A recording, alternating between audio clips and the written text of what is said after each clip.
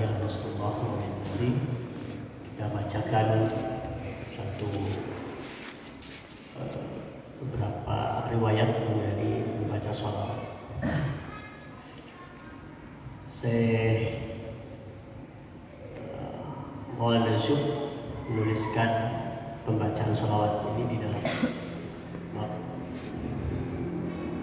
At-Targhib fi Dzikr.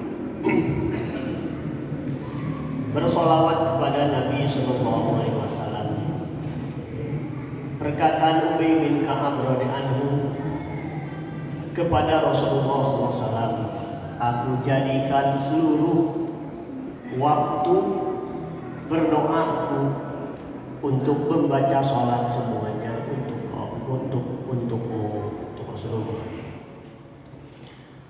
Imam Ahmad telah mengeluarkan, dan juga Ibnu Mani dan Imam Ruyani dan Imam Hakim dan juga Imam Baihaqi di dalam kitab Syu'abul Iman, dan juga Sa'id bin Mansur dan Abdullah bin Humaid dari Ubay bin Ka'ab radhiyallahu anhu berkata, adalah Rasulullah sallallahu alaihi wasallam jika telah sepertiga malam, jam 3 atau 4, sepertiga malam, jika telah datang sepertiga malam, maka Rasulullah akan bangun lalu masuk ke Masjid Nabawi. Di sana banyak sahabat yang tidur di Asul Subah ya, di Supah. Maka Rasulullah akan membangunkan sahabat-sahabat yang tidur di sana. Ya ayuhan nas, membangunkannya. Ya ayuhan nas, wahai manusia, zikirlah, ingatlah Allah, zikir. Bentar lagi kiamat yang akan diikuti dengan hari kebangkitan. Telah datang sebentar lagi datang kematian. Zikir. Nah, ada sebagian sahabat yang belum bangun. Maka ini Ubay bin Ka'ab menghadap Rasulullah. Ya Rasulullah, aku akan memperbanyak sholawat kepada Engkau di waktu-waktu ini, sepertiga malam ini. Berapa waktukah yang aku jadikan waktu untuk membaca sholawat kepada Engkau? Maka Rasulullah katakan, terserah kamu. Lalu Ubay bin Ka'ab mengatakan, 1/4 waktu dari waktu malam ini ya Rasulullah. Kata Rasulullah, sabda Rasulullah, terserah engkau. Kalau kau tambahin lagi itu lebih baik. Ya Rasulullah, setengah waktu malam. Maka Rasulullah sabda, ya terserah engkau. Kalau engkau tambah lagi itu lebih baik. Ya Rasulullah, kalau gitu 2/3 malam. 2/3-nya saya gunakan untuk bersolawat kepada engkau. Terserah engkau. Apabila engkau tambahin itu lebih baik lagi. Ya Rasulullah, kalau gitu aku jadikan seluruh 1/3 malam ini, waktu tahajud setelah sholat tahajud ini, aku gunakan semuanya untuk bersolawat kepada engkau. Maka Rasulullah bersabda, kalau begitu maka kegelisahanmu mengenai dunia dan akhirat akan dihilangkan oleh Allah, dan Allah akan mengampuni dosa-dosa.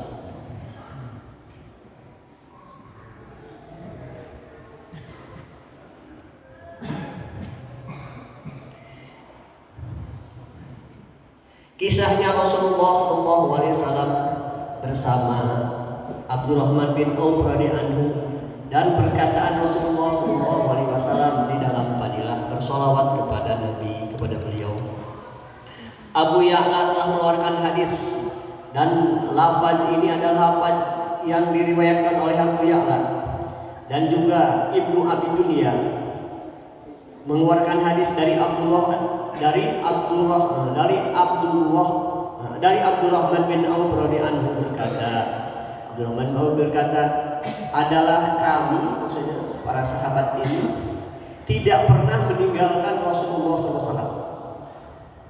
Ya, selalu aja ada yang mengikuti Rasulullah, 5 orang atau 4 orang. kami dari para sahabat Nabi ini tidak pernah meninggalkan Nabi. Ya, kenapa? Untuk berkhidmat kepada beliau, untuk memenuhi keperluan beliau baik di waktu malam ataupun di waktu siang. Maka Abdurrahman bin Auf berkata, satu hari itu tugasku, karena 4 orang itu selalu bergantian, dan ini menjadi tugas Nisab Abdurrahman bin Auf untuk menemani Rasulullah. Maka aku telah mendatangi Nabi, dan ternyata Rasulullah SAW telah keluar dari rumah beliau. Maka aku mengikuti beliau, dan ternyata beliau ini sudah masuk di satu satu kebun kurma. Dari kebun-kebun kurma tokoh-tokoh orang Ansar. Maka ternyata Rasulullah sholat. Setelah Rasulullah sholat, beliau sujud. Maka sangat panjang sekali sujudnya. Sampai-sampai aku menangis. Menunggu Rasulullah sujud, aku menangis. Kenapa? Karena di batinku aku menangis, karena di batinku aku mengatakan, jangan-jangan Rasulullah sudah wafat ini. Nangis beliau. Saking lamanya Rasulullah sujud, Abdurrahman bin Auf menangis. Kenapa? Takut Rasulullah sudah wafat, saking lamanya sujud syukur ini. Maka setelah itu Rasulullah mengangkat selesai sujudnya. Maka dia memanggilku. Apa yang terjadi wahai Abdurrahman? Ada apa denganmu? Maka kok kamu begitu pucat? Kenapa? Ada apa Allah? Maka aku berkata, ya Rasulullah, engkau telah sujud dengan panjang sekali, sampai-sampai aku merasa, aku takut engkau telah wafat ya Rasulullah, dan aku tidak akan ketemu engkau lagi selama-lamanya. Sedih. Maka Rasulullah SAW bersabda, aku sujud panjang ini karena aku bersyukur kepada Tuhanku dengan nikmat yang telah Allah berikan kepadaku ke atas umatku. Apa sujud syukur Rasulullah yang panjang itu? Ternyata Rasulullah SAW dapat anugerah besar dari Allah Subhanahu wa Ta'ala. Apa anugerahnya? Man shalla alayya sholatan min ummati kataballahu lahu asra hasanat wa mahruman asra hasanat. Nih, ini yang disujud syukuri Rasulullah sampai panjang itu adalah ini. Barang siapa yang bersolawat kepada Rasulullah satu salawat saja, maka Allah akan menulis baginya 10 kebaikan dan akan menghapus baginya 10 kejelekan.